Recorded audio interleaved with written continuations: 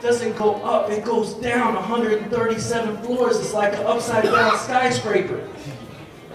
And hip hop is the portal to reconnecting us with our roots and our ancestors, to give us the power that we need, the knowledge that we need, to remix that knowledge and make it relevant in the contemporary present so we can change this world. There's two different understandings of reality. One is that reality is something, the world is just happening to you. There's nothing you can do, the world is concrete. Hip-hop embodies a different kind of scene in the world. And that is reality is wet clay, waiting to be sculpted and molded into another image. So the book is about healing ourselves. Someone say, heal yourself. Heal yourself.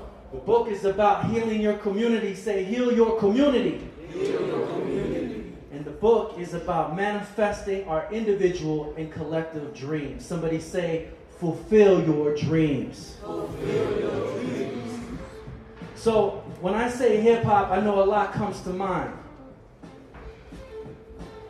What are some of the first initial thoughts or words that come to mind? Don't overthink it too much. When I say hip-hop, what do you think about?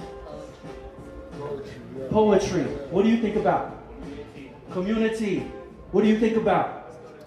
Storytelling. Skating. Yeah. When I say hip hop, what you thinking? Culture. Your resistance, man. Resistance. Yeah. Life.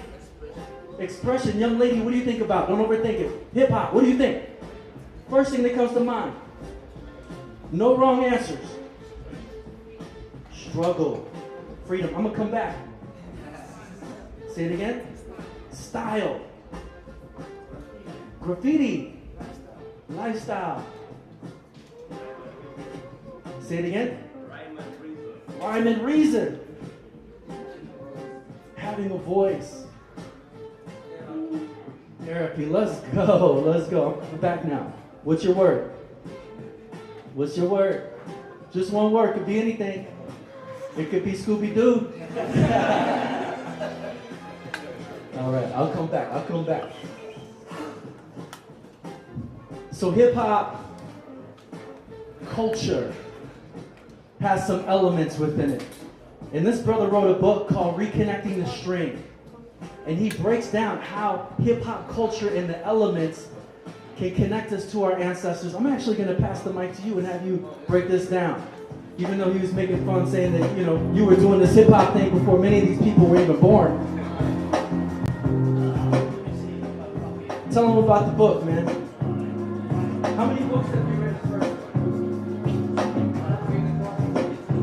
He's been a part of 42 books, y'all. Give it up. That's some legacy. That's some legacy in hip-hop. So let's break it down. Yeah, well, you can take the music down. I don't like fighting with the music. Hello, everybody. Yeah, so I started b-boying in 1982. So I'm 57 years old. Yeah, and yeah, if you keep doing what you love, you age slowly. And until the next morning, you're like, shit, why did I do that? Anyway, for me, it's about you guys. So this book is about how hip hop changed our lives. Yeah, and it's we wrote it so that other people can feel free to tell their own stories. Like you need to write your own stories. You know what I mean? It's very important that you tell your own story. Because with all the names that are up here, there's many people in between that are missed. Their stories are not here. And if they don't tell their own stories, we'll never know about it. You know what I'm saying? It's difficult, and I mean the guys who put this museum together, it's amazing, but they can't tell everybody's story. And so it isn't the whole story until you all contribute. You know what I'm saying? It's almost a circle. You know, and everybody contributes to the energy. So anyway, to answer his question, if you think about the DJ basically, oh, I'm staying in the light. Get out of the dark. I like being on, can I go there? Or I have to stay here? In the light. Right. Be careful what you say about the DJ, man. Don't look into the light, Caroline. Alright, check it out. So the DJ basically looped a break. You know that? So they took the instrumental, and if you think about the beat, right? That's on one vinyl, and then that same beat's on another vinyl. And what they did is they looped the two together so it continues. So the DJ could do that for me.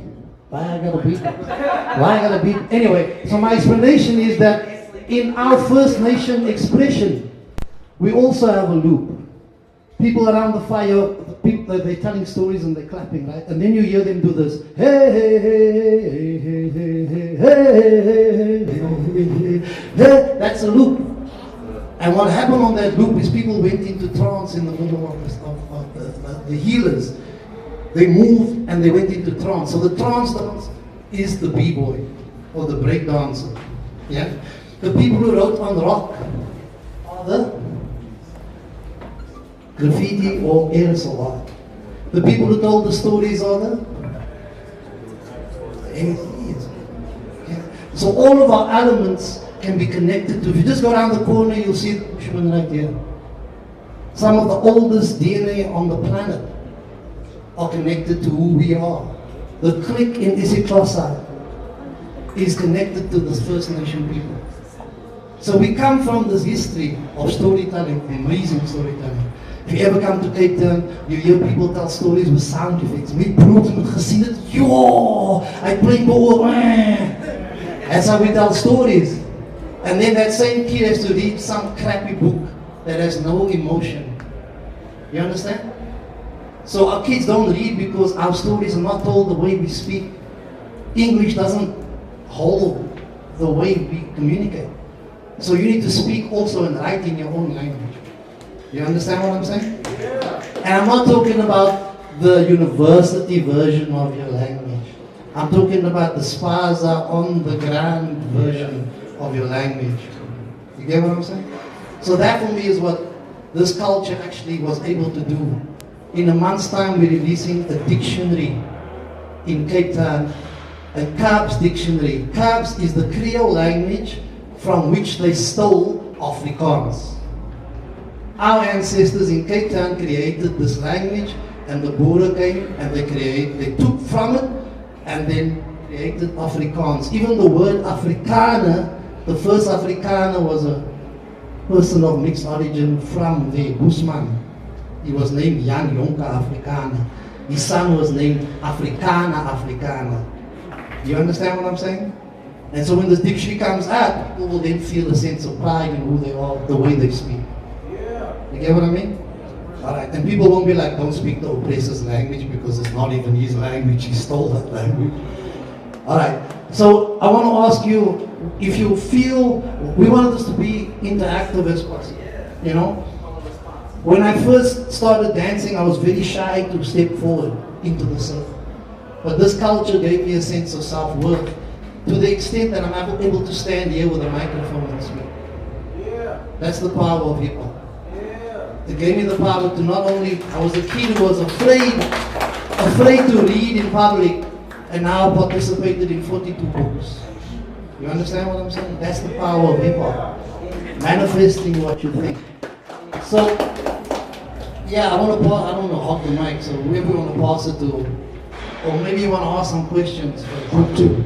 Yeah? Any questions? We can do a pause right now and do a call and response. Yeah, there's the back. Do you have another mic that you want me to take Any in? questions emerging? There's someone's We hand can up. address right now, or we may, address it a little later.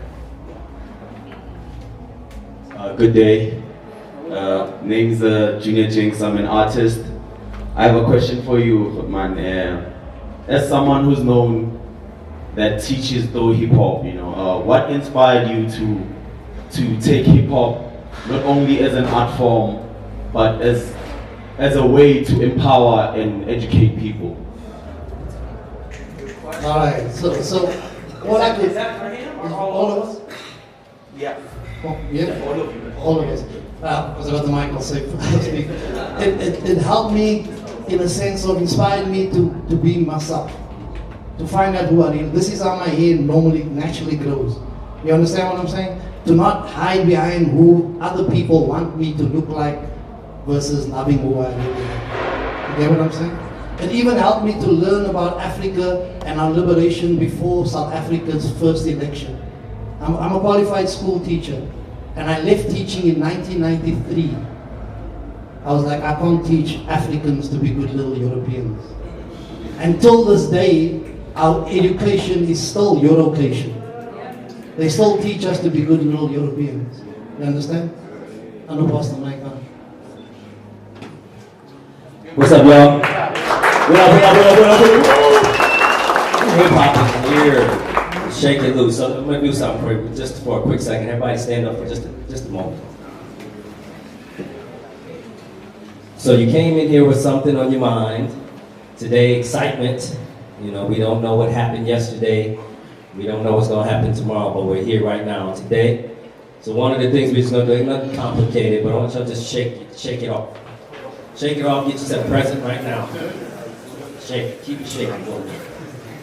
Shake it, keep shaking. Shake your legs. Do a little bounce.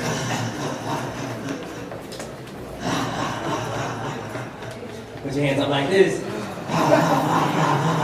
Put your hands in the sky if you wanna know why. Let me hear you say, hey, hey, oh, oh. Bounce, bounce, bounce. Bounce, bounce, bounce. I said bounce, bounce, bounce. Bounce, bounce, bounce. I said hey, hey, oh, oh. Bounce, bounce, bounce. Bounce, bounce, bounce. Bounce, bounce, bounce. Bounce, bounce, bounce. Hip hop. Hip hop. Hip hop. Hip hop. You don't stop. You don't stop. Say hip hop. Hip hop. Higher, infinite power. Higher, infinite power. Higher, infinite power. Higher, infinite power. Yeah, higher, infinite power. Higher, infinite power. Healing our people. Healing our people. I said healing our people. Healing our people. It's a higher infinite power healing our people. Higher infinite power healing our people. That's hip hop, y'all. Because typically when we do things, it's in a circle. We're in a cipher, right? Hip hop, and which connects us to the indigenous ceremonies, our root ceremonies. It's a circle so we all can see each other.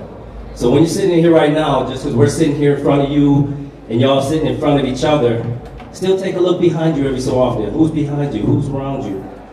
Okay, that shows us respect for each other.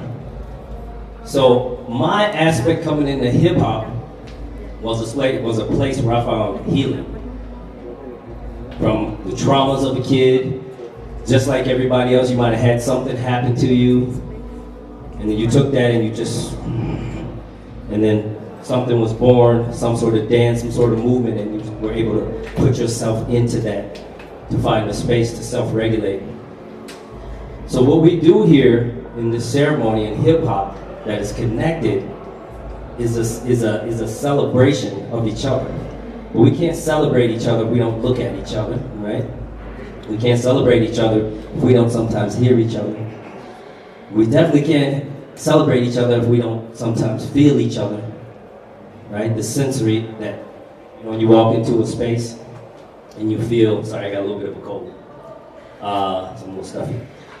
But when you walk into a space and you feel that energy in that space. So just real quick, when you walked into this space here, what kind of energy did you feel? Anybody can say anything. What did you feel? You didn't feel anything? Too tired? Need coffee? Excited?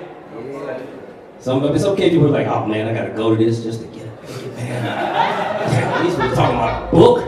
What are they talking about? So, feeling the vibration of where you go. And this is a natural process for black and brown folks, y'all. It's the vibration of where we are. And a lot of times, when we're in these spaces where the vibration is really low, it's really hard to be there. And back to the lines. I don't know about when I grew up in school. Everybody sat in rows and desks, right? Every now and then you get to music class, and then we got to a circle. We got into the cipher to share the music. So that was a dope, beautiful thing. Once you got to the music, it was just basically explaining this is how we are going to connect. So the cipher, I'm gonna talk real quick. Is that okay about the cipher battle? Or do you want to get questions? Oh yeah, that's right. Grandson. What was the question again, bro? I'm sorry. Where you go? The question was hip hop. Yeah. Instead of taking it as an art form, you used it as a way to empower and educate people. What inspired you to take it? Oh, yes. Thank you. So, in all of what hip hop did for me, embodying hip hop and growing up in Emil and I started breaking at the same time. I was just a little younger when I started breaking. I started breaking in '82 as well. I'm a little older than I look, just because I'm small. I'm an old small dude, so I've been around. So for me, I've taken hip hop into like very interesting spaces because it taught me to be brave. It taught me to go into any space because the area where I grew up in was pretty dominantly white. So we stayed pretty connected, and then we had to travel to our black community in the center of the city. And my mother made sure that was going to happen. So for me, it was hip hop that gave me the courage to actually go out and find different art forms that related to hip hop. Right? That related for me was b-boying. And when I played football, American football. We had this conversation last night, not European football, this crazy game called American football. And even in that, because it was a sport and I played running back, I had to learn how to move like this. And so I just related it straight to breaking. So that was one thing. So I connected that. Everything I did, I connected it to breaking. I got into gymnastics. I had breaking moves in my gymnastics routines. I got into martial arts. And then everything was like doing Tai Chi. Oh dang, that feels like popping to me. So what I did was, instead of me saying, I'm gonna bring everything into breaking necessarily, I'm actually gonna go out and explore and see how things are related to it so that I can make my breaking and whatever I did in hip hop even more expansive. Because hip hop is about being creative and constantly recreating yourself. And I felt this urge that I wanted to recreate. It's just in me. I want to always try to do something fresh, something new. Hip hop got me started playing instruments, really. Playing bass. I was a beatboxer with the crew, and so I ended up always beatboxing because they're like, yo, your beatbox is dope. You got to beatbox the whole time. So I said, well, I'm getting tired. So I'm going to learn how to play this bass. Put on some Tribe Called Quest.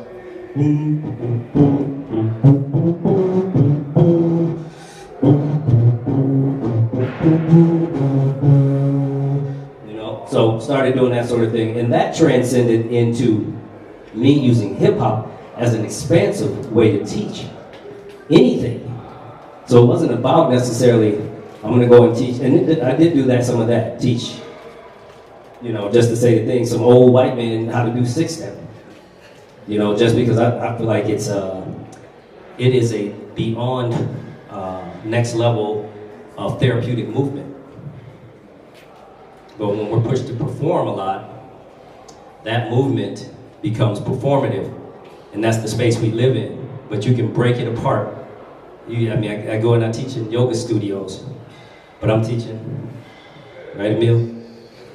We're feeling what's going on in our body. What is this? We know it feels good. But my thing is, what I've done is taken hip hop, made me want to research that more. Maybe want to go deeper and say, man, why do I feel so good after I pop? Why does my spine feel good? I woke up, my neck was stiff, and I literally woke up with my neck stiff this morning. And that's the main reason why I started moving right here before. I was just trying to loosen my body up, not trying to perform. So it's a when you are wanting to teach and inspire, hip hop is you. So getting into the holistic aspect of hip hop, right? So would you say you're a writer, you're aerosol art?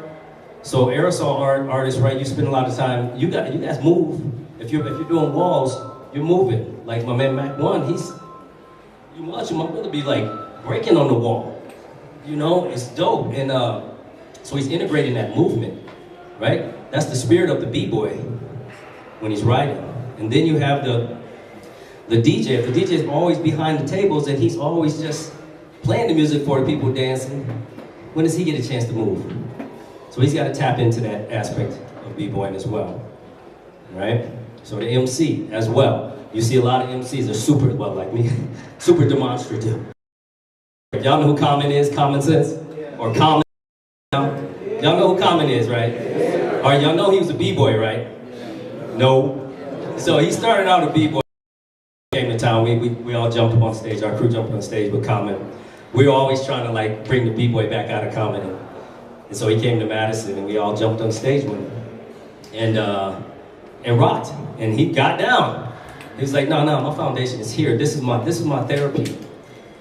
So it's a beautiful thing. So we tend to look outside and we may learn something else. Like I used to break. How many of y'all used to break?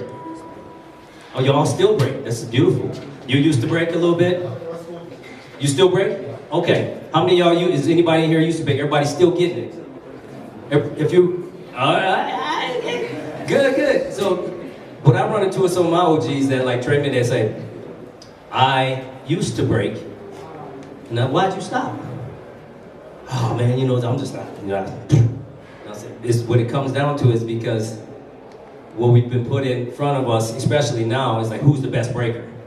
Who's the best MC? Who's the best DJ? Who's the best, grapher? That's not what it's about. It's not what it's about. It's about what we're doing here. Don't get me wrong, that's fun too. We all like to battle and win and feel proud. So I'm not saying it's a bad thing, but I'm saying there are aspects of it that we can tap into it just as a healing process. So I know I'm getting a little bit long-winded with that, but so think about, I'm gonna pass this too far, but like think about breaking out of the shell, but then instead of going and taking it away, bring it back. Whatever you learn, bring it back to hip hop. Right? Like bring your roots, bring everything back to hip hop, and that helps it grow even more, and that helps it inspire, and it helps it create long-term and more sustainability for you in teaching and in sharing. Study some other things, see how it's related. That's what I was saying. I hope that answered the.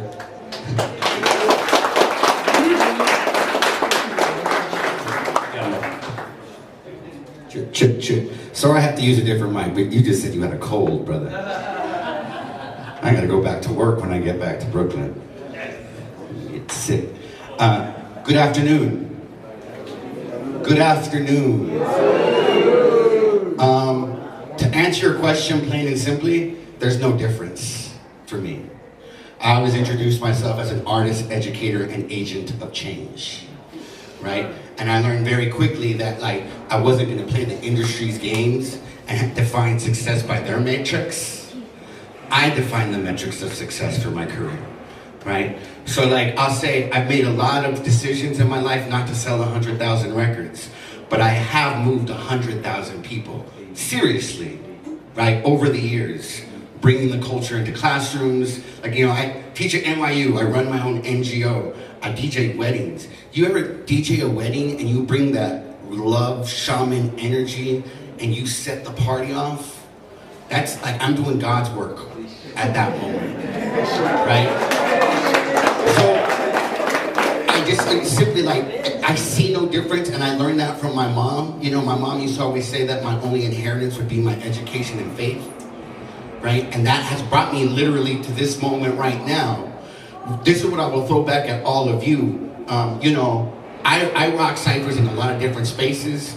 I teach a hip-hop theater class at NYU. That's as far as I get into academic thing now. Like, I have my master's, but big prop to these guys who spent all those years getting their PhDs. I can't go back to school, right? That master's took forever to get, forever. But this is what I'll say. Antonio Ramsey talks about the organic intellectual, right? Well, it talks about how every human has an intellectual capacity, but not every human utilizes that intellectual capacity to its fullest, right? So we have traditional intellectuals, and those cats often talk about the culture and research from the outside. They're the ones who usually get all the big grant money, right? They're the industry, right? How do they get to decide? I challenge each of you to be an organic intellectual, right? You need to elevate how you hold the culture accountable, how you hold your brothers and sisters accountable, not only to the culture, but to the community, right? You know, like, you can rock a stage, you can rock a classroom, you can rock a community center. You can be doing it all, right? So, like, I wouldn't know this practice without all of it being holistically combined, is all I'm saying. Do I get the reward for the shortest answer? Yes, shortest answer. Woo! Yo, okay, so yes, I'm Dr. Roberto Rivera. But real quick, when I was in school, I was told I was learning deficient. I was taken out of the traditional class and brought to the slow class. And I internalized that. And I never thought I could go to college. I never thought I was smart enough to do anything in, higher learning. But hip hop helped me realize I had been miseducated. I started working with this brother, B-Boy Spirit, graph writers, DJs, MCs. I started my own hip hop line of clothing. How many of us know it's important to have a legitimate hustle? And so that was my legitimate hustle. And then I got invited to a teen center. And we started working with teens. He started teaching them how to break without breaking their necks. We started rhyming together. You know what I mean? I remember hearing, the beatbox in the back and the kids were rhyming, and I came in, I was like, yo soy originalmente de Nicaragua, yo vengo con combinación de fuego y agua, I be hot like lava, muy caliente, represente la vida buena con toda mi gente, usando toda mi mente y corazón cuando estoy hablando, nunca jugando, nadie está listo por lo que estamos preparando, en este año todos tienen 25, this is how we do it, I say power to the people, coming together like the feathers of an eagle, yes, we're gonna liberate our folks, our Latinos. Sometimes life's a gamble like a casino, but this is how we're going to get out of the slip knot. We come to drop knowledge in this museum of hip hop.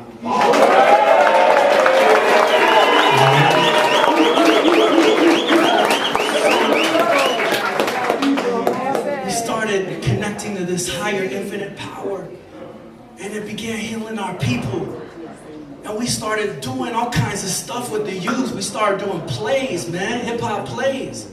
And we started traveling, and the kids started opening up for DJ Jazzy Jeff and speaking at conferences. And finally, I had a point, when you detox, sometimes you got to get rid of the toxins, you know what I mean? And I finally got to enough of a detox. I realized I am not learning deficient. I just learned differently. And hip hop says I'm a massive intellect. So I was like, yo, I'm a battle MC. I'm gonna go into this college and let me battle and see what I can do and connect to the community. So my orientation to going to school, I want you to hear this. I did not care about good grades.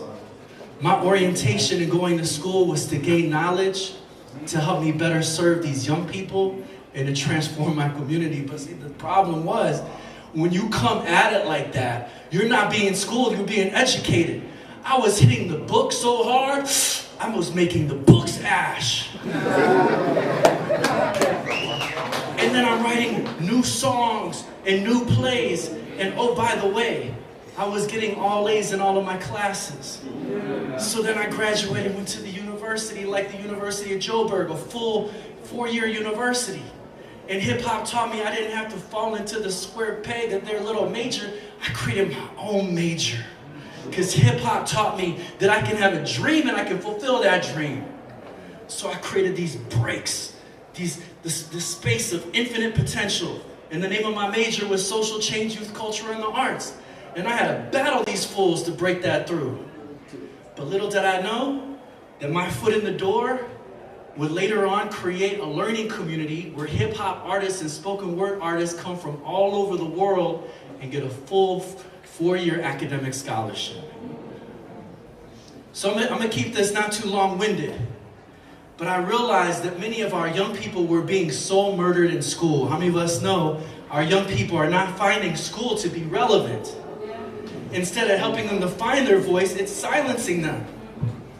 And I was like, yo, we need to do a curriculum. Let's take everything we're doing at out of school time. Let's put it together in a little pamphlet or a binder, and let's go into the schools. Again, speaking the language of youth. Instead of asking them, are you smart? We asked, how are you smart? Instead of treating them like a problem to be fixed, we treated them like a solution to be released. Instead of treating them like something that needed to be changed, we treated them like an agent of change. And the most disengaged youth in the school started showing up.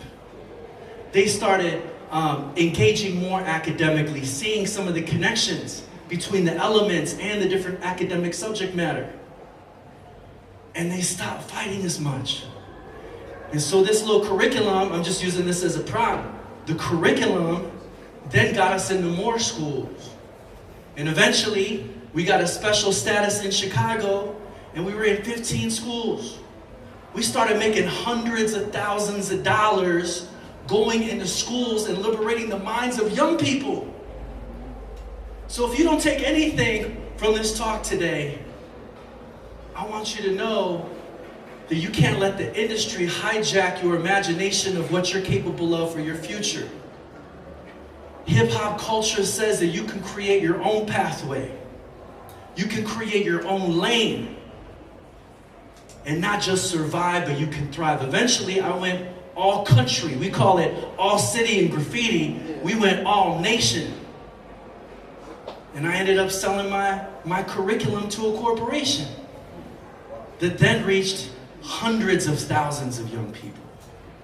So again, this education is about liberation.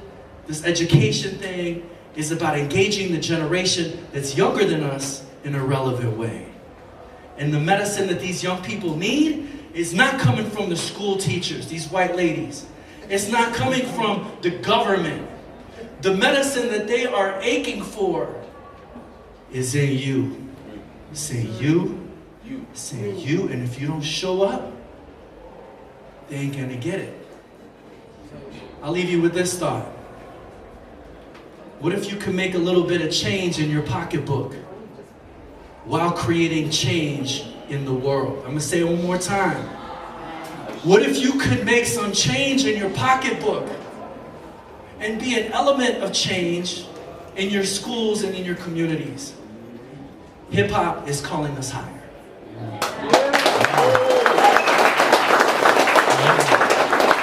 Should we go for another question? All right. Are there any other, before we do that, just one thing, I must keep it local context, right? In Cape Town, we are in 15 schools. When I say we, it's Heal the Wood Project. And we took a local kit and we shared it with the schools, and they kicked us out. Because you know who rules in Cape Town? The DA, right? And they don't want no black consciousness in their schools, right? But then as soon as they kicked us out, the school principal snuck us around the back and be like, fuck them, come anyway. Understand? You understand? So you move and find solutions. Because sometimes these schools, like we have a project we run now, it's called True Breweries, as opposed to libraries.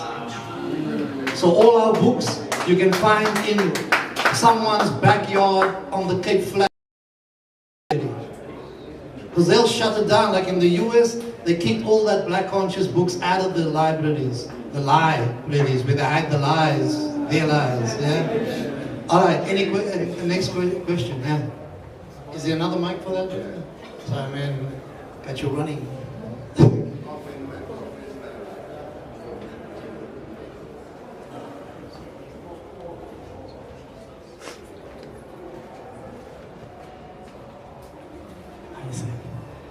My question is quite different from whatever that we're talking about, but it goes back to the history of hip hop. As we know that a lot of people know that it started in Cape Town with POCs. You are one of the pioneers of that hip hop culture. So I think you got a chance to actually experiment it spreading throughout the whole country. So please, can you let us know, teach us, how was that experience looking at hip hop growing into South Africa? Because you know, like it was really hard during the apartheid and all those times, but you got the chance to actually experience it. Can you please explain how was the experience? All right. Now the first mistake is that POC, Prophets of the City, used to be called Ballistic Rock. Before they were Ballistic Rock, they were called City Kids. So this is in the early 80s, right? And so B-boys were the first ones to push the culture. And so my crew, Black Noise, who came after my pop light crew, because when there was no breaking, all we saw in movies were like people doing this. So we called ourselves Pop, and you know that move? Glide. We call ourselves Pop Glide Crew. Right, so this is 82. And so as the culture grew, we started realizing, yo, we can share this. We can teach more and more people. And one of the things that happened was that, I don't know if you guys even remember VHS tapes. Alright, so those actually before VHS it was Betamax. I'm taking you back. So what happened is people used to share these tapes, and the tapes would spread everywhere. And so more crews, and we also went to schools, like we were at Vogue School back in the day teaching and sharing. And so I think the difference was because the culture wasn't on TV, you had to go out. Which is kind of funny because the culture is actually still not on TV. The rap industry is on TV. There's a big difference. You understand? And so if you want this culture to grow, you have to take it out there. And that's what we did. I remember when Black Noise first went out to all these schools, like nobody knew what hip hop was. Because I was a teacher, I had a chart, and I was like, yo, here's my chart. Hip hop is the DJ, and kids, I was teaching to share the culture. And then there were B-boys who were spreading it via videotapes. And I remember in '94, after our first election, I went to New York, to the Universal Zulu Nation anniversary. And I met two guys from Germany, Storm and Swift. Right? And these German guys sent me a VHS tape. And I shared that tape into Mitchell's Plain. And it exploded everywhere. Like people were breakdancing everywhere. But on that tape there was graffiti, there was MCs, and so the whole culture was spread because of B-boys. You understand? And so like with POC, we're the first signed group. But there were many other people around. And so sometimes when we almost become like our oppressor.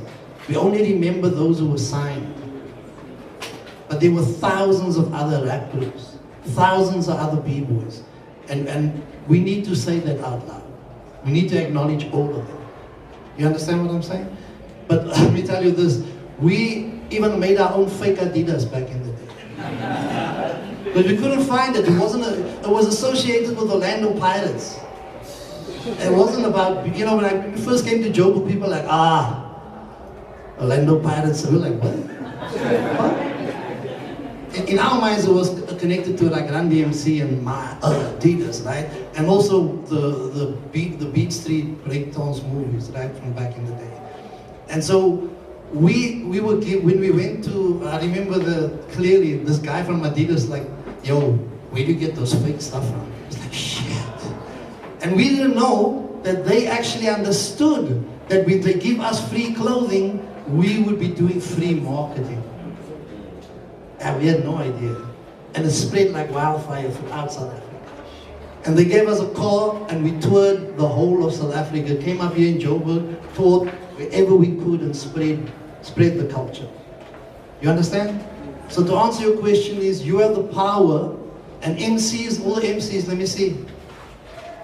I have never seen an MC do throwdowns on the train. Any of you do that? But you can see church people throw down on the train. You understand? I'm giving you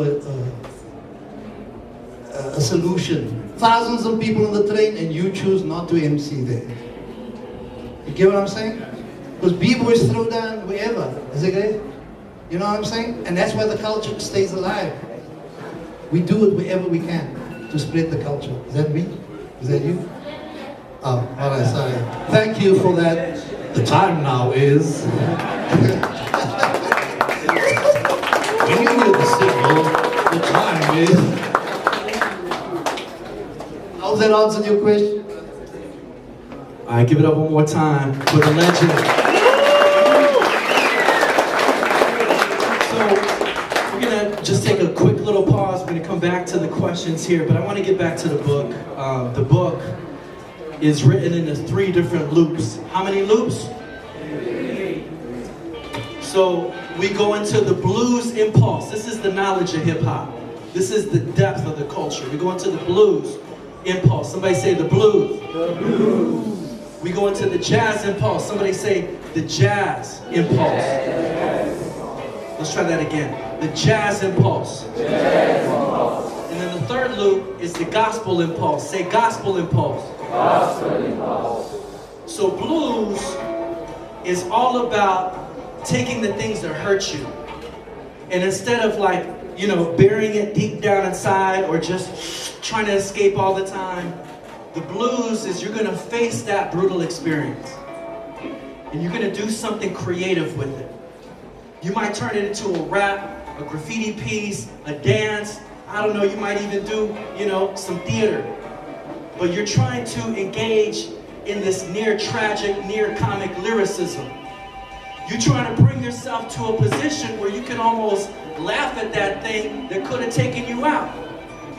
And if you're able to do that, you can reaffirm your strength and your resilience.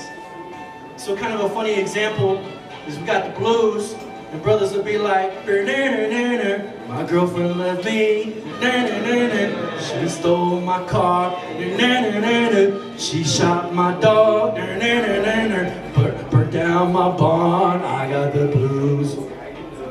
Now if that really happened to you, you are in a dire situation, right? But to turn that into art and music is powerful. Even our indigenous ancestors, as I've been doing research on different ceremonies all over the world, they knew that they needed to include humor and laughter in the ceremonies to help people who were grieving and hurting to heal.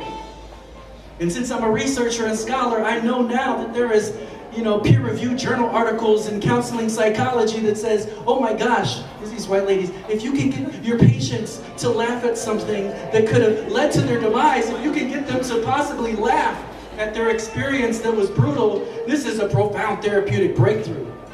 And I'm like, no shit, that's the blues. And so in the book, we are also telling our stories. This particular volume, volume 1, is all men who have co-authored the book. And we did that really intentionally because we know in our world, particularly in hip-hop industry, there's a lot of toxic masculinity. How many of us know that to be true? I gotta be hard. I gotta be even like my man B-Boy Spirit. All the B-Boy stances like this. We are guarding our hearts. And so if we wanted to bring this medicine, we wanted to model men being healthy, men being emotional, men being vulnerable, men being honest. Because if we want to heal the world, we have to first feel the world. Y'all say that with me real quick. If we want to heal the world, we have to feel the world. So to give you one example of one of the stories in the book, a little remix with what's happening in the world today, I want to call my brother Far Beyond to come from the far behind to the far beyond of the front and to share his story. Give it up for Far Beyond, y'all.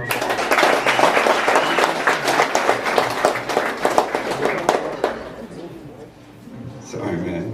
Sorry, pay attention. So yeah, I came in here thinking I didn't want to do the song that I do in the book, but your energy has just been like really like pulsating at me, and I got to tell this story specifically. So I'm blessed to have rock ciphers in Iraq, in Bolivia, in Thailand, in Indonesia, take this all over the world, right? And in 2020, I was in Bolivia for a big State Department program on March 5th, 2020, right? It was supposed to be a 21-day program, and then COVID hit, shut the world down. We flew back. I had all my gigs gone, right? It was a really hard, and then also New York, just a little like view on New York City. Like there was a good 3-week period where you would wake up at 3 or 4 in the morning and you would just hear woo, woo, off in the distance. There were police cars that were escorting ambulances to that we had to put bodies in freezer trucks at our hospitals. It was a very traumatic time. Again, people are getting calls, except for me. Why that black guy and not me, right? Like, I'm great too. Like, I used to do this. And I kid you not, I made myself physically sick from sitting in jealousy and hating on other people, right? So hip hop as healing. I'll tell you, I was a very quiet child growing up, and that was just to deal with the traumas of growing up with an alcoholic father, the youngest of 6. I don't get too much in that story, but when I found hip hop and MCing, it gave me. So I'm developing this confidence, and I can tell you without a doubt, when I write a song 9 times out of 10, it's a healing experience, right? It is a moment in time where like I can't process what's in my mind or in my heart.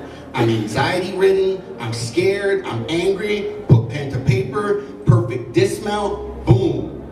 I'm better now, okay? So back to COVID. I write this song called Where You Need to Be. Because I had to look at myself and I learned 3 lessons. 1, I didn't want to do what they were doing. 2, why are you hating on them? Celebrate them, right? So I started being the best. And the last lesson I learned was that it was up to me to make changes to get where I wanted to be, right? Literally, it's like I learned how to engineer a record, right? Because I was like, oh, I didn't get that gig because I know enough of the technology and to like really mix it. So like, you know, took my COVID money, bought all the plugins and like sat down like YouTube University and like, you know, like, just like, I had to skill up to get where I wanted so that I knew when that next time opportunity came, I would be ready. So I want to share, can I share this song with you? Okay, it's called Where You Need to Be, and the chorus goes, you're exactly where you need to be if you take control and be responsible for growth. It's written in the stars, so keep aiming for the stars. If you miss, it'll take you far.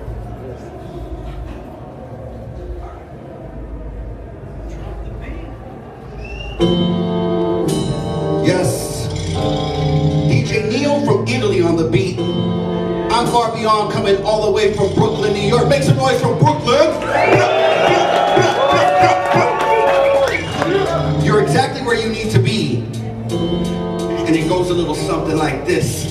Like this, like this. You're exactly where you need to be. If you take control, be responsible for growth. It's written in the stars. So keep aiming for the stars. If you miss, it'll take you far. You're exactly where you need to be. If you take control, be responsible for growth. It's written in the stars. So keep aiming for the stars. Everything will happen when it's supposed to happen. Lesson hard to learn when you focus on the world of rapping. Focus on the challenges. Mountains one must climb. Check marks on a list. Make it movement in one's prime. Ever had an instance where you caught up in a whirlwind? Caught up in a whirl of what would have happened had I or had I not? As you try to change the bloodline, acceptance got you in a world of pain. Outsmarted by your brain. Cause the past is in the past. Outsmarted by your brain. Got you hating all around you. Outsmarted by your brain. Jealousy got you crazed, driving you insane. Outsmarted by your brain. Sometimes I cringe at missed opportunities, or question why another instead of embracing unity. Better yourself and be happy for the next man. The universe has a plan. You're exactly where you need to be. If you take control, be responsible for growth. It's written in the stars. So keep aiming for the stars. If you miss, it will take you far. You're exactly where you need to be. If you take control, be responsible for growth. It's written in the stars. So keep aiming for the stars. All right, lessons. Thank you for all the challenges, decisions out of my control. Thank you for all the failures, hitting blessings I didn't know. There's a plan if you listen, there's a plan if you don't. Thank you for what I needed, not what I thought but wanted most. Self-deception is the root when you live life hopeless. So look at yourself in the mirror with better focus. Be prepared to face the truth, even if it's a bit atrocious. Find the symbiosis, accept the ill diagnosis. Then commit to get better, through growth and change progressively. Practice every day instead of worrying obsessively. Outside yourself, yes, a bit excessively. Blessings be abundant for all around, so just let it be. It's really kind of crazy when you stop to think about it. The belief we're in control, fact certain, no doubt about it. Just focus on the journey, take the work where it takes you. That's where you need to be. Your purpose, it's in plain view. Where you need to be, your purpose is in plain view. Come on, yo, it's where you need to be. You're exactly where you need to be. If you take control, be responsible for growth. It's written in the stars. So keep aiming for the stars. If you miss, it'll take you far. You're exactly where you need to be. If you take control, be responsible for growth. It's written in the stars. So keep aiming for the stars.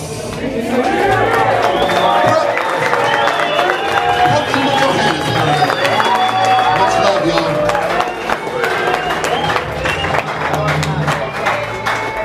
Give it up for Far Beyond one more time, y'all.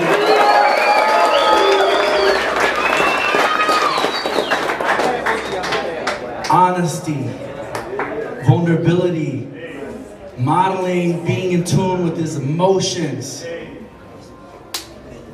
even admitting struggles with anxiety and fear.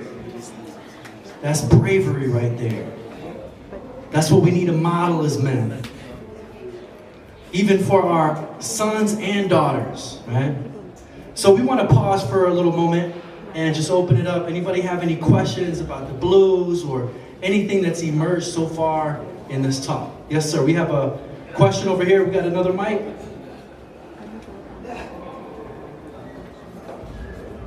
Two. Where's the hand? Oh. 1 2 1 2. Magnificence approved. 1 2 1 2. I'm from the 1852. Okay. 1 2 1 2. Magnificence approved. 1 2 1 2. My name is Easy 52. Ladies and gentlemen, my name is Easy 52. So represented. So it was in the building. Easy 52 in the house. Thank you, thank you. With hip hop as a healing component, with me, we just come from Heritage Month in South Africa. So with hip hop, it has given me an identity. with South Africa being a dance culture dominant nation, hip hop has given me an identity to a point where when everybody says we should be in our cultural attire, this is how I choose to attire. You That's know? right. This is how I walk around with my cultural attire, being a descendant of the culture, you know. So I've prepared a few questions for all of y'all in the panel. Man, you moderating. We're gonna have a moderator over here, hip hop moderator in the house. So they got a few questions. Okay. Not a lot. Just go. Just two. Yeah. So, how do you keep the business side of hip hop from compromising the fundamentals of the art? And do you think hip hop still rewards lyricism the way it once did? So I'll repeat that for those who didn't get it. How do we keep the business side of hip hop from compromising the fundamentals of the art? And do you think hip hop still rewards lyricism the way it once did? Thank you. Great questions. I'll start with how do we prevent hip hop from being compromised? You know, we live in an age where, sadly enough, the music has already been so devalued, right?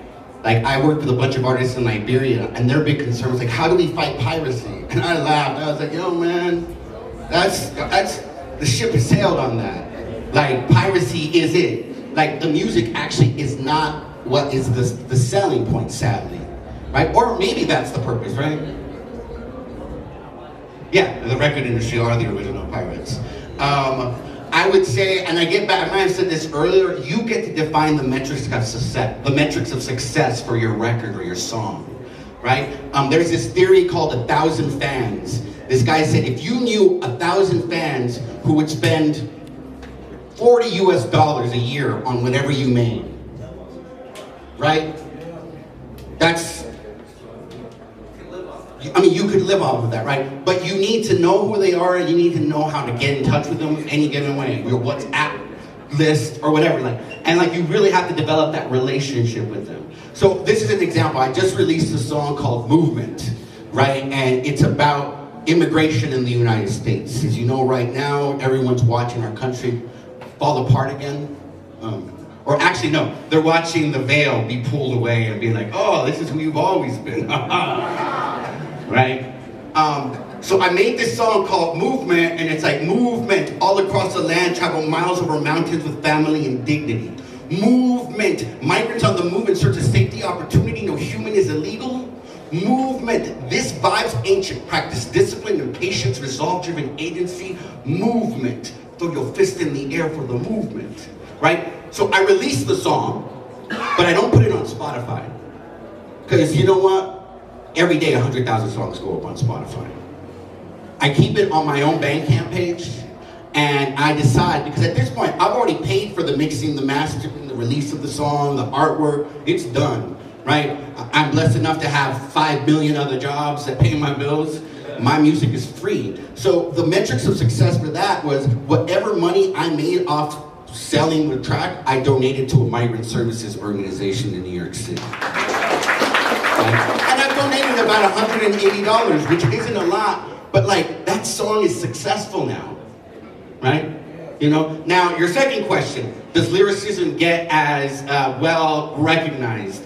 Once again, we gotta there's not one hip hop. There are many hip hops, right? So perhaps not in the industry, but you know, an alternative to the industry is what we call web networks. You know, now you're connected to a cat in Brooklyn who appreciates lyricism, brother, right? So you send me your lyrics and I will, you know, we'll show their appreciation. I think we have to find, let's stop worrying about trying to, meet the master's expectations of what is good. We can define what excellent is, and you just have to find your tribe, your like-minded individuals. Hang with those cats, because they're other parties. Yeah. What we don't do, and I want you to just quickly check something. If you look at the screen at the back, right, you see that on any concert, they asked me to stand in the light. But I want you to remember that the person that is in front of you can't exist without you. I want you to turn your gaze at the people around you, because this is the culture. Not the guy on the stage. But what we don't see is that like when someone says that Jay-Z is a billionaire, where does he get that money from? From the people around the world, right? But we just don't, because we're standing in the dark. We're looking at the light instead of looking around us. When you watch the performance later on, look around you. That is hip-hop. That is the power. We just haven't found a way to use that power collectively for ourselves. We keep giving our power away. You understand me? 250 people we've been able to send to international events. We run the competition, us folks, and we raise the money, and we pay for people's flights. The event was called African Hip Hop in Durban, in Cape Town. Osby came to Cape Town, he saw the event, the other events called African Battle Cry, and he came back here, and that's why Back to the City exists. You understand what I'm saying? You understand what I'm saying? And when Casper Noves saw Back to the City, he was like, yo, I can fill a stadium because Osmic can fill this spot. And Osmic saw he can fill this spot because he came to Cape Town and saw that we filled that spot. Do you understand our power? So it's understanding, like, not reacting to what they want, but start looking at the power we actually have. They are powerless without us. And our main power in a capitalist system is your money. And you can cripple them by deciding not to spend your money on them. You understand that? So instead of being upset with a huiswinkel or what do they call it over here? A mobile shop, or guy who's like Somalian. You understand? Actually think about, yo, I don't want to spend my money there because you know, I don't want to spend, that's it. You don't have to like mess up the place. Chase the person out.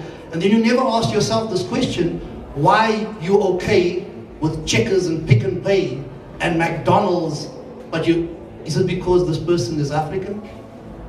Do we have a deep sense of hate for other Africans that we chase them out, or we won't chase out the white companies that are in our community? Anyway.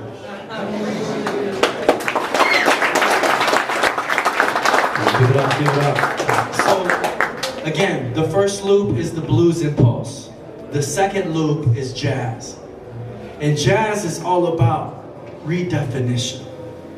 To be in the jazz impulse means to be in a hip-hop state of mind, right? You gotta remember, jazz musicians like the Thelonious Monk and John Coltrane and Miles Davis, they took classic instruments like the trumpet, the saxophone, the piano. We gotta remember, the folks who created these instruments were white people playing this in the symphony, in the orchestra. And then John Coltrane and Miles Davis grabbed the classical instruments and they start sharing their stories through these instruments. You hear Africa in those instruments. Anybody ever get down listening to some jazz? And it becomes a whole state of mind, a whole state of being, and that comes into hip hop. It's that jazz impulse, that redefinition impulse that took DJ Kool Herc and Grandmaster Flash and Grand Wizard Theodore, and they took the turntable. And the turntable, everybody used to think was an appliance like a toaster or a blender or a radio. The whole world was blind because they saw this thing as an appliance. And it was hip hop that said, nah, this is an instrument. Chew it, chew it, chew it, chew it, chew it, chew it. Right? Now you go into a music shop anywhere in the world, they got guitars, they got, you know, saxophones, pianos, and they sell turntables. Hip hop changed the mindset of the world on what was possible with that. And just like a good breaker, a good DJ finds that break. How many of us know what the break is? That hype instrumental part of the record, right? Where they queued up that hype part and then extended it with another record. And that break became that place of infinite potential. It became that transcendent space where we could connect with our ancestors, ourselves, and each other in a magical way. And I think one of the best embodiments of the jazz impulse in this redefinition idea is the B-boy, the B-girl, the breaker. So to talk a little bit about jazz, to get us a little bit more connected with ourselves and each other, I'm going to pass it back to my brother B-boy Spirit. Give it up for Spirit, y'all.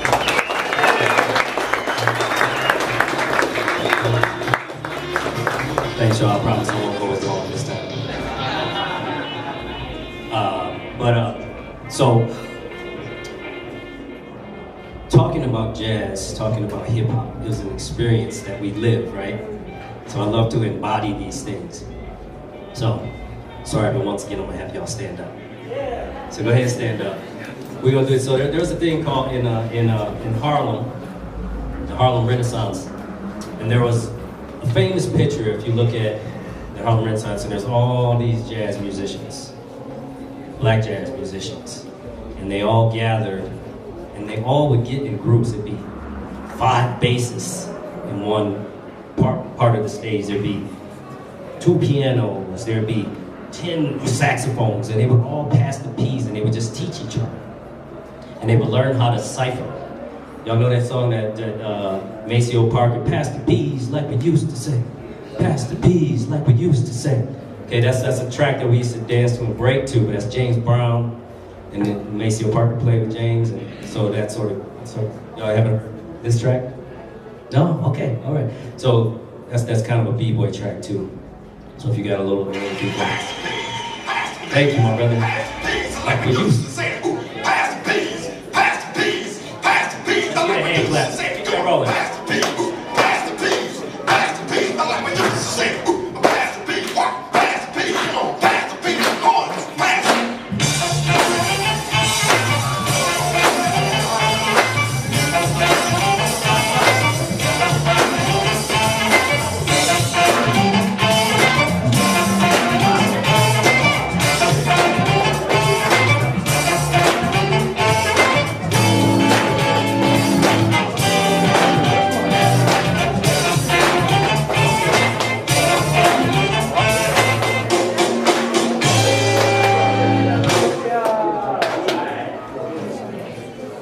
So, let's try this. Let's see if we can do this. Okay, so I want this section right here, my man with the hat.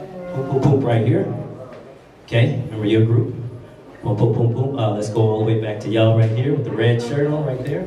And this up to the front right here. That's a group. The section right there. So we're gonna break into 4 quarters. There and there. All right? We're just gonna mimic that song for a second and embody that. So this group over here, we're gonna say da da da da da da da. Again, da da da da da da. Keep it going. Just this group, just right here. Hey, this group right here. Hey, keep it going. Okay, the group in the back here.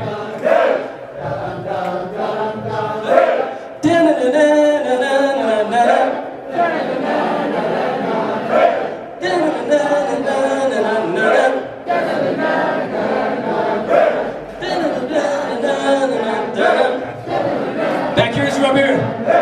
Pass the P's.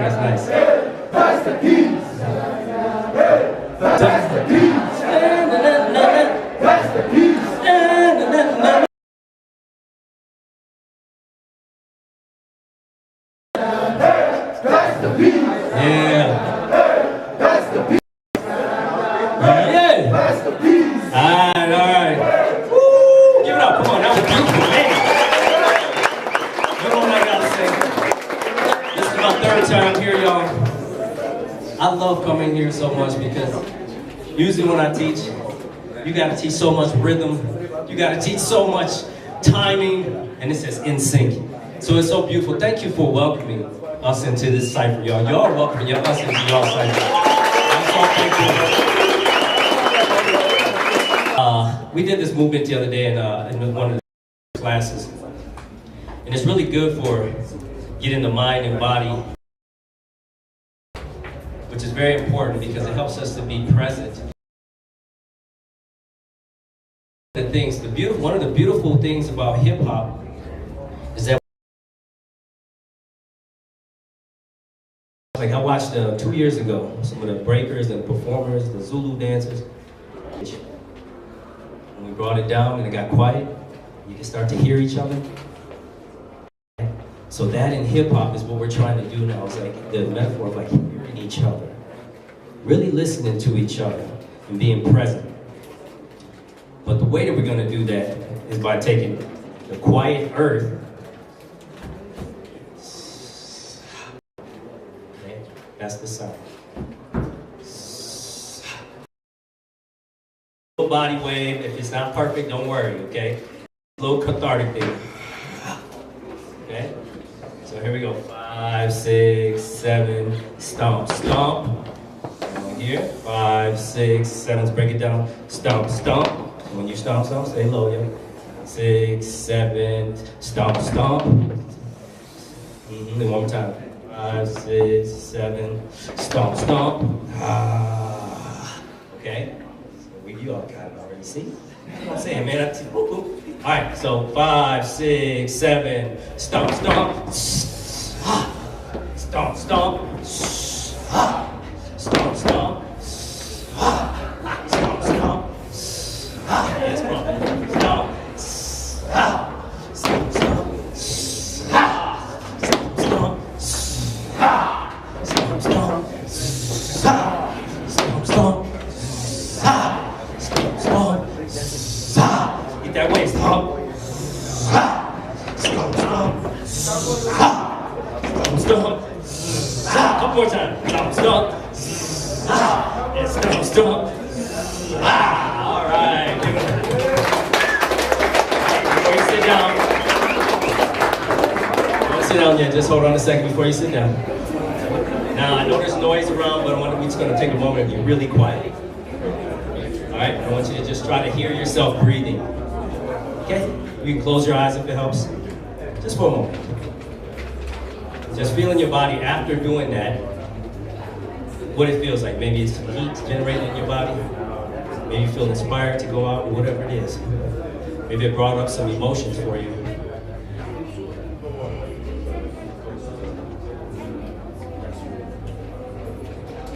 Just become one with all the little sounds.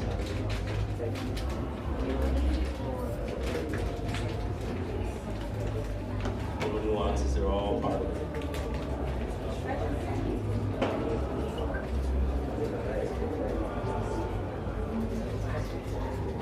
Air feel around your skin. Feel some air around your skin. Feel yourself in space.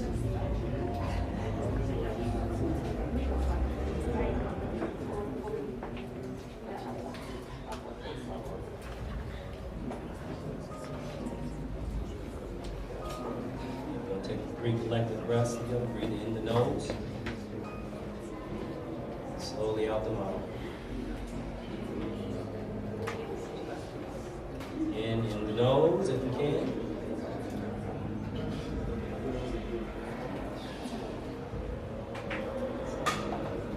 One more time, in the nose. Breathe out as long as you can out the nose. Breathe it out, out, out, out, out, out, out.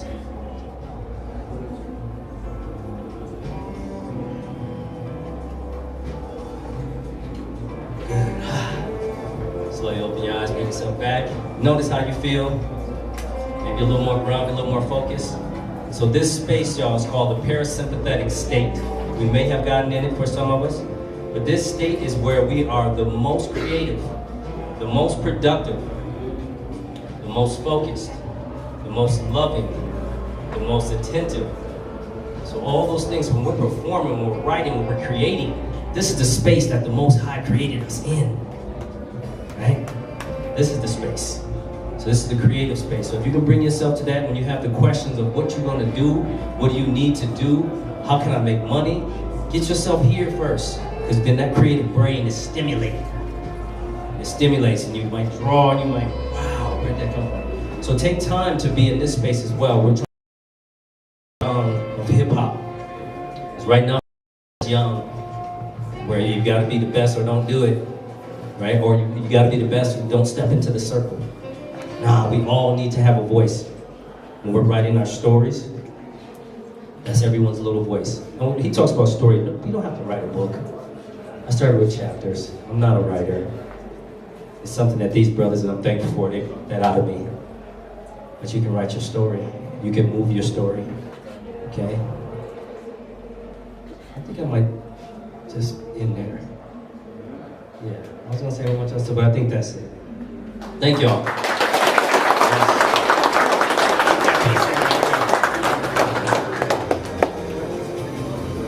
Oh, yeah, do we have any other questions? Back here? Two back there?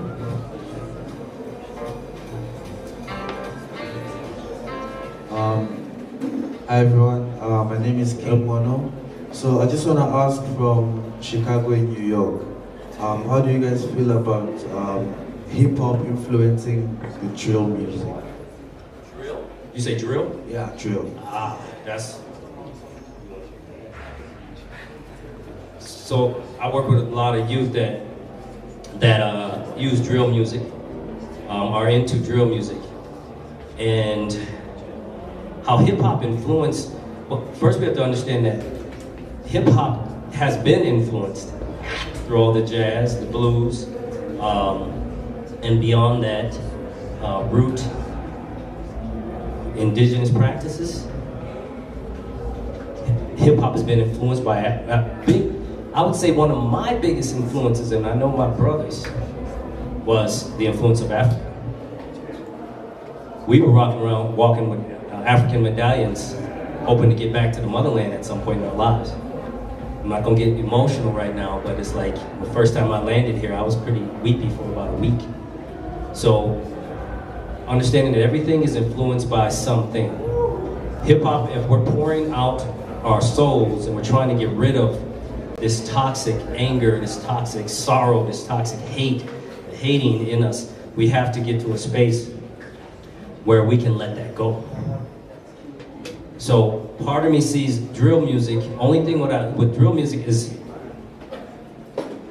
some of it that I've listened to is talking about that hurt underneath all the growls.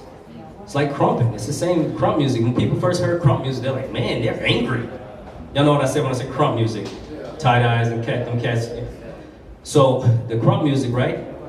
But if you really listen to it, they're talking about spirit, right?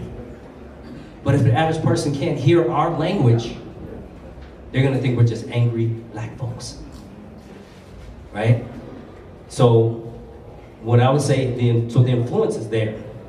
And it's influenced, I don't know if you want specific genres of things that have influenced drill in that way, because you have to consider that heavy metal. You know what heavy metal music is?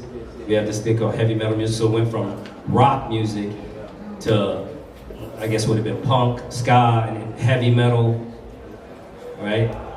In that lane, that was also that voice that came out of this like, this anger that's trying to express themselves.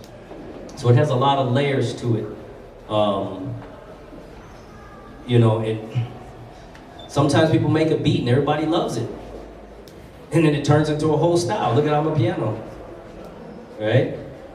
And everybody likes that log drum. It does something to us. It's a vibration. So how drill music, I don't know if you're wondering if how drill music is connected to hip hop. And if it is connected to hip hop, of course, it has that root. Yeah. So I run my own NGO in New York. We run anywhere from 2 to 3 music classes at a high school in the Lower East Side. We built a music studio, we built a podcast studio. I'll answer this twofold. One, as a DJ, I've been in a club where the energy's loving, everyone's having a good time, then all of a sudden they'll throw in a drill song, and like 2 minutes later, like a couple of fights break out in the corner, so there are frequencies to the music, right? And you can tap into the frequency if you wish to or not. Now, as an educator, so on the dance floor, I'm aware of it. Maybe it's called for. Maybe I avoid that because I want to keep the energy a certain way. In the classroom, I have to be open to it because this is what's speaking to them. I don't censor my kids. I'm lucky enough to even be in a school. It's like they can use whatever language they want. I'm teaching them the craft of engineering. I'm teaching them the technology. And ultimately, it's what I will say, if you look at young artists who are practicing what people might consider lower vibrational music, they still have to know something to make the music, right? They have to be skilled in the craft and the art form. So I tend to lean into that a little, and then also try to get to my young people to understand there's a time and place for everything, right? Yes, you can record your whack drill song. I would say whack because they're whack. But they're also 15 years old, I was whack when I was 15 years old. It's also my job to kind of point them in other directions. Say, hey, why don't you check out this? Why don't you check out that? Be open-minded. As an educator, I have to be open-minded, but I also have to be intentional with what I bring into the classroom so that we can kind of elevate them a little bit more. It's a slippery slope because the moment you tell a young person, oh, don't do that, they'll be like, you're not really about me or about what I need, right? So, it's a double-edged sword when we talk about drill music, but I'm ready for that challenge. It keeps me on my toes, right? I have to listen more, not just sort of dismiss with the young. It's a young people culture, man. I'm an old man compared to these young people. So. Yeah, I think that pretty much covered it. I just also want to just include that, when I was talking about earlier how we create curriculum, we put our music in the curriculum, right? And so that's how we've been able to reach hundreds of thousands of young people and really get the music out, kind of creating our own network and our own channels through education. But the best shit ever was when our youth in Chicago were like, yo, you have stuff going in LA, on the East Coast, down South. We want to do our own album. And so they put a call out to all the young folks going through the hip hop curriculum to submit their music. And they created a compilation album. It was called Youth Voice Nation, taking the voices of youth off mute, all curated by young folks. And what was so dope is the curriculum taught the young people what the blues impulse was and how to put that pain in their lives into poetry or art or music or rap, right? And so it also taught them the jazz and the gospel impulses, right? So when the young people submitted their stuff, some of it sounded like drill, but it had that medicine in it. It had that message in it, and it was very, very powerful. Again, one thing I love that Far Beyond has been talking about is that hip hop will never become extinct because it always iterates and evolves and sheds the old skin. And so how can we, I'll just end this with a question.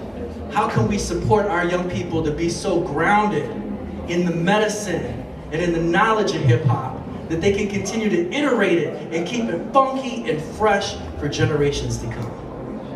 All right. Any other questions? Hi. Can I get an issue? Can I get an issue? Can I get a I go by the name of King Fuchampana, and I don't know if this is like a question, but then it's more of a comment on how where hip hop stands for the creative geniuses behind the music, behind the beats and everything. Because when I first attended these summits like 2 years ago, Emil told us about like the 5 elements of hip hop, and as we are just told like hip hop evolves. So maybe right now we are not graffiti artists, since graffiti is like still an element of hip hop. Maybe we are graphic designers, we're no more painting walls, we are just like painting the social media streets with our graphics. And where do we stand right now? Because we do like feel outcasted. We just feel like hip hop is being focused on like the music part only, and we're forgetting all the elements, and when the elements are not like combined, from when it started, like in the 50s, like everyone was involved, the DJs, the MCs, the dancers, the graffiti artists, everyone was involved. And right now we just focused on the music, and if we're only focusing on the music, then the global conversation of like hip-hop is dead will always arise, because we not like putting the light on the other elements. Right now as we stand, the biggest conversation about Back to the City is the AI. Why are we using AI to promote this? Isn't there like young artists who can design graphics? And then the answer is we do hire a graphic designer, but he chooses to use AI. But then what is because right now as we stand, hip-hop is being ran like a private company, and we are not being like exposed, like we are not fully like exposed to like what's happening. Right now we have the SA Hip Hop Museum, and we only get to visit it once a year. Like how, like tell me how that makes sense to us as the hip hop community, because we grew up on hip hop, we love hip hop, all we know is hip hop. But then if we're being outcasted by the only thing we know, so where do we fit in the rest of the world? So like that's my say. I said a lot of things. I hope it adjusts in everyone's mind, but yeah.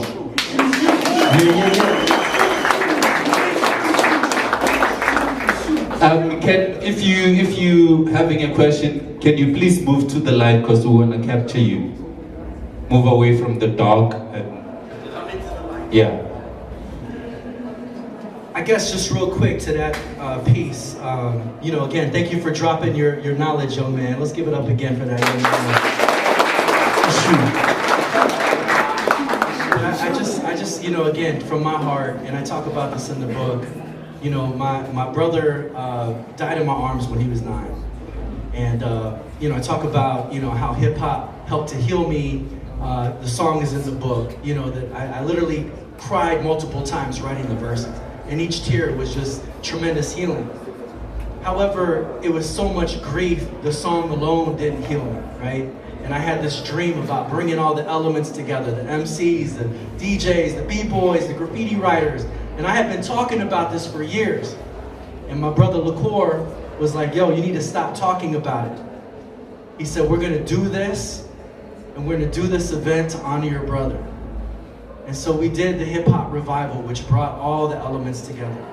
Dedicated the event to my bro, and it was just tremendously healing. And I think healing for the community. To the point that we did 3 in Madison, 1 in Los Angeles, and now they're in their 18th year in Chicago. It happens every single year. But part of the reason why I bring that up is that there is something really magical about bringing the different elements together. I don't know, it's kind of a weird sort of connection, but like Indiana Jones and the Temple of Doom, they had like different rocks that were in different villages. I don't know if y'all remember this, but when you bring the stones together, these healing stones start to glow. And there's something elemental and transformative when we bring the elements of hip hop together. And so my encouragement is it doesn't have to be on the large scale of Back to the City. It could be at a church. It could be at a school or a library or a truth brewery if you want to remix it. Maybe you can even start doing something here. Maybe there's something that's supposed to be put into effect, that the finishing of the museum needs to be something that we co-create together, right? So maybe this space needs your touch, your energy to make it complete. So with that, I want to see, do we have any other questions? Or are we ready to go to the final loop? Okay, a couple more in the back. Oh, just one more thing. No, you can, yeah. One more thing that I'm, you know, in Cape Town, there's a lot of people that have started other events. And one of the things I'm observing is a lot of us want to be influencers. Who are we influencing if everyone is an influencer? Do you understand what I'm saying? We need to also be participants and followers of each other. We need to show the support. So this is here. Speak to the brothers who are running this and create something collectively. You understand what I'm saying? You get what I'm saying? It's easy to knock down what someone else has put together, and it's until you do it yourself. it is extremely, like you're outside looking in, not knowing what it's really about. Get involved, and if it doesn't work for you, create a, where are you from, brother? Soweto? Maybe a little you need a satellite museum right there. You understand what I'm saying? That speaks to your community's history. And so when people come here, they could go there. And I'm doing the same in Cape Town. We intend to have a little Cape Town museum. You get what I'm saying? I don't want to like stretch it out, because I know these conversations, we can talk again afterwards. But it's important that we work collectively. Divide and conquer is how they got to divide Africa into the boxes that we have right now. And we are wounded people. And so we can't solve this problem until we heal ourselves. And this is what this book is actually about. We need to collectively heal ourselves before we can solve this problem. Go ahead, sister. Hi everyone. I am the songbird from Duduza, very far away place. I actually have a request rather for the next session, if there'll be one, because I know there'll be one. My thing is, as a female MC, I was wishing to have one female MC on the panel, because the challenges we face are different from the challenges male MCs face in the industry. Just one example, the sex sells thing. A thing of representing ourselves, how we dress, how the records want you to dress, how you are expected to dress as a female. Like, there's so many expectations of us that we end up losing ourselves trying to mate. So I'd have really loved to hear from a perspective of a woman to a woman onto how to go about navigating such having to make noise, or without having to lose some deals in the process, without having to step on some toes. I don't know if there's some smart way of dealing with it, or some, that kind of thing. That's my question. Yeah, so the next book that comes out is just, sister, if you can speak to Roberto, because the next book is only sisters. Alright? Yeah. And we had Rhapsody a few weeks ago. You missed that. She doesn't show any skin.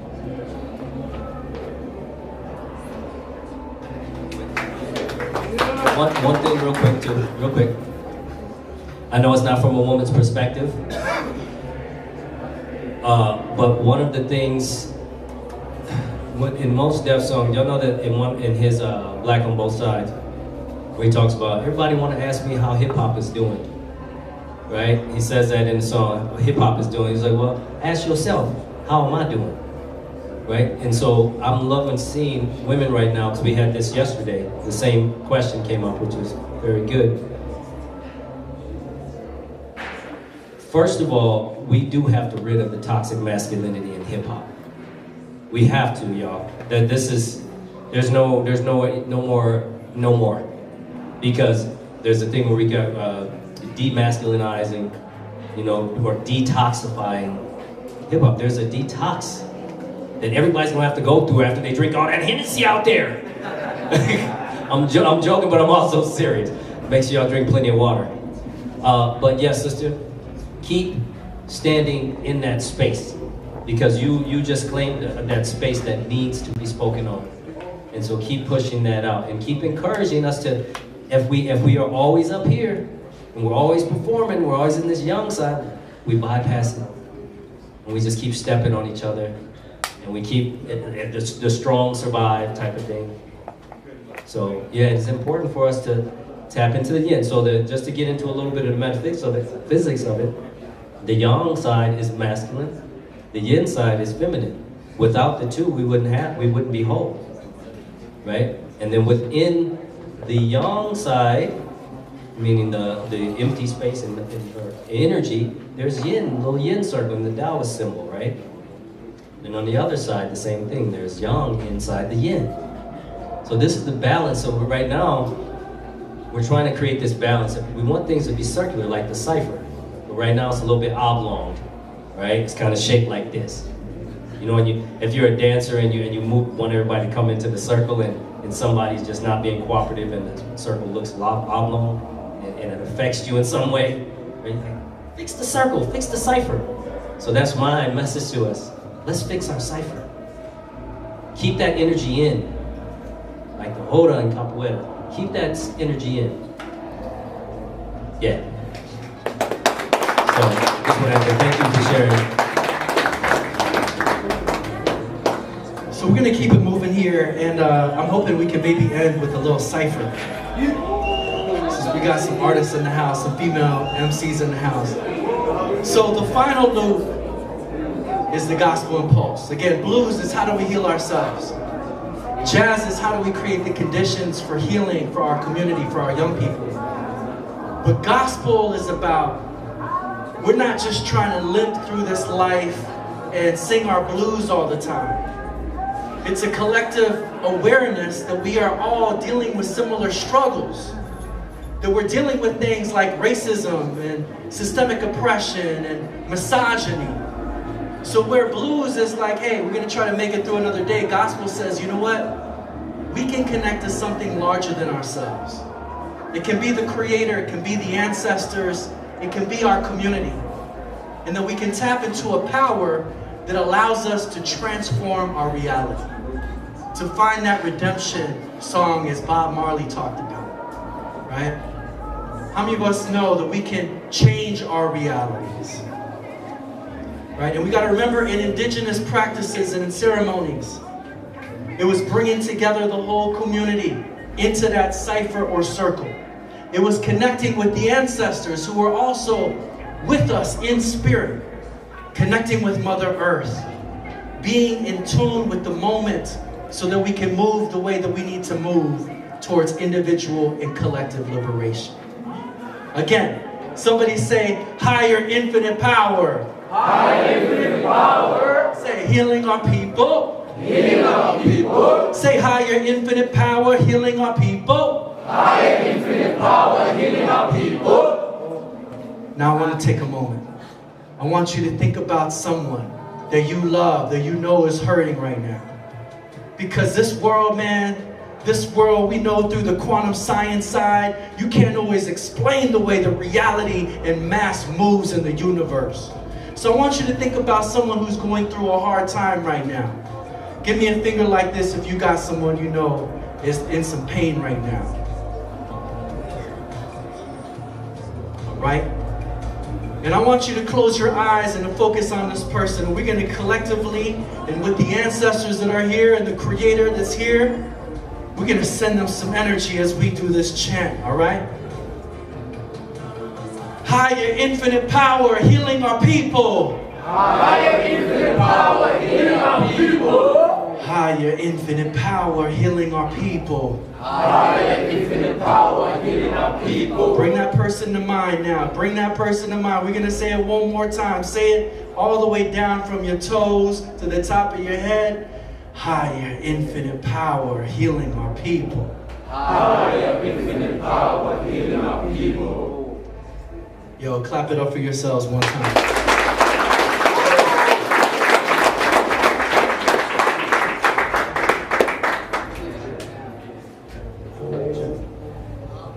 So let's just put it like this. Sometimes when you make a call, sometimes we have a dream that's so big that we have to share it with other people.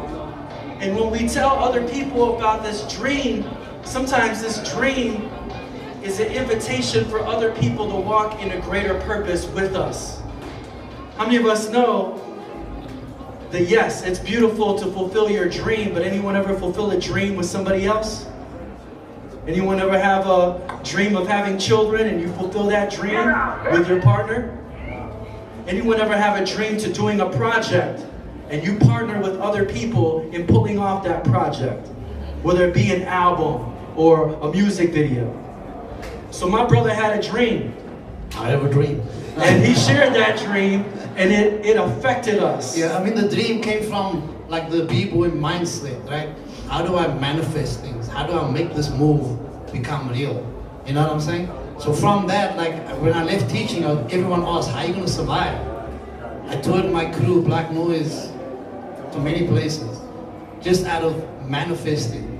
When I needed a car, went out, went to jam, to do shows, bought a car, toured back and forth to Johannesburg with the car we bought. That's from a B-boy mindset. When I needed to buy a house, I toured with Black Noise, raised the money, bought a house.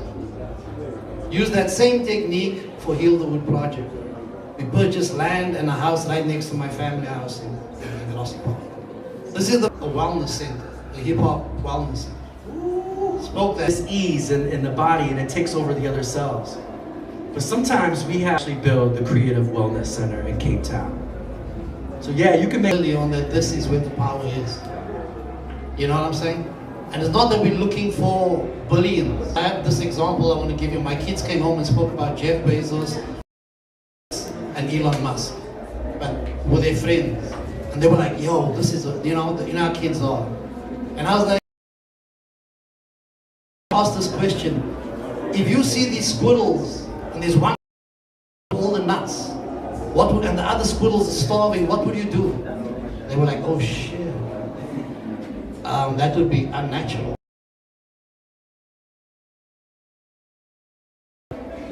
So now ask them, why are you celebrating people who are doing it than you actually need?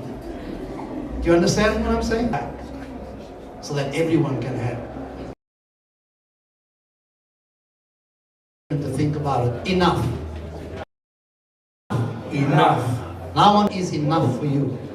And you'll know that most of our families only want enough to live, to survive. You understand what I'm saying? Everyone doesn't want to be a billionaire. That's RHP, and a couple of our brothers took their lives. That's RHP, and a couple of our brothers took their lives because they thought they... All right, so we're gonna wrap it up here with a cipher. You know, again, this is all call and response, participatory.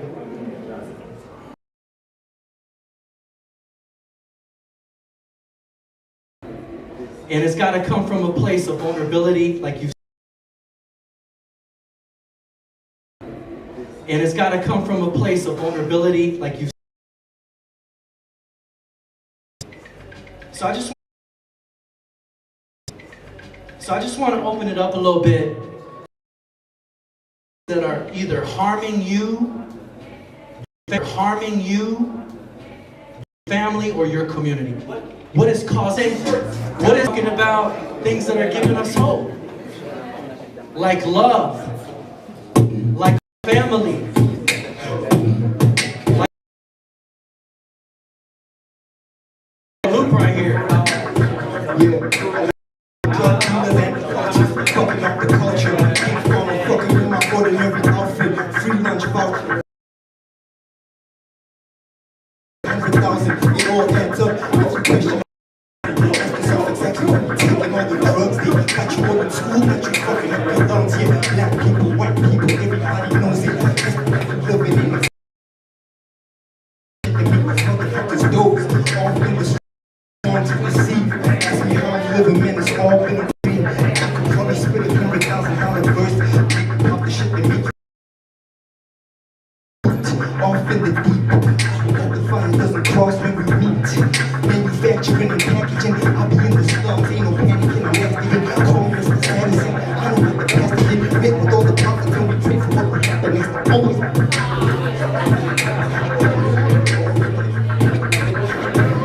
Okay, let me get it back.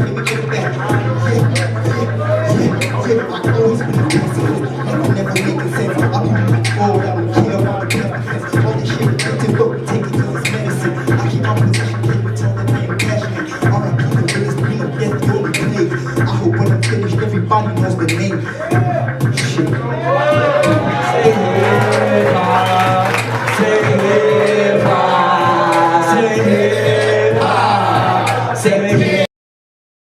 I was on the man, like crashing rappers like we rollers. It's on the road, try to smoke us, my niggas high rollers. Like Travis Scott, though I'm the highest in the room. Smoke, but then I never tried to coke boom. I'm rhyming it, they rhyme with crying like stomach. Panties drop when I pull up your favorite rapper, masturbate. Can't shake your hand, I'd rather rap and just shake your soul. Heavyweight boom, I rhyme, although the boy is skinny boom. Shake the bone, let me say, ah. Yo, Look, I have dreams of being the richest rapper in the industry with the raps. I'm very lethal, speak the bars and change the streets. I'm still on repeat. The beat can make these people stop the beat. I cause a stampede. You be for me, you expecting the green to say I'm a G. I eat the meat in case you bring in beef, just to be brief. I feel the cheap of lyrical relief. I kill your belief in case you thought you'll ever be a king. Just step to the ring. You wanna fight, I kill your word and stay cause I'm a demon. You are Goliath, although you acting very big. I'm slow as I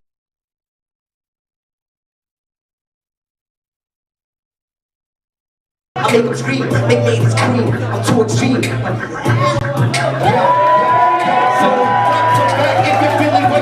Say, oh yeah, oh yeah. Decide to gauge your power. Say, oh yeah, oh yeah. Say, oh yeah, oh yeah. Left you in the state of mind, this things are cussing in this high, 90% no snitching. How you make survival for the streets and call them concrete. When they let the guns speak, quite like allergies, they let the guns speak. Okay, they get it now, so they don't know they better stay protected if they fuck around. I'm cool, come collect, watch me cruise past the fact that I've got more flows than a menstrual cycle. My style's a rep that I go hard as fuck. So like a reproductive system, I just came to fuck it up. Treat my peanut girls in Nigerian pockets, suck it up. Go below the belt the way I'm going, that's my pen.